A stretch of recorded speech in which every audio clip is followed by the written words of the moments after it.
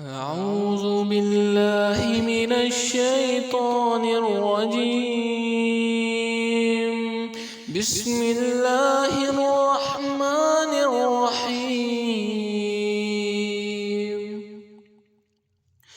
يسبح لله ما في السماوات وما في الأرض الملك القدوس العزيز الحكيم.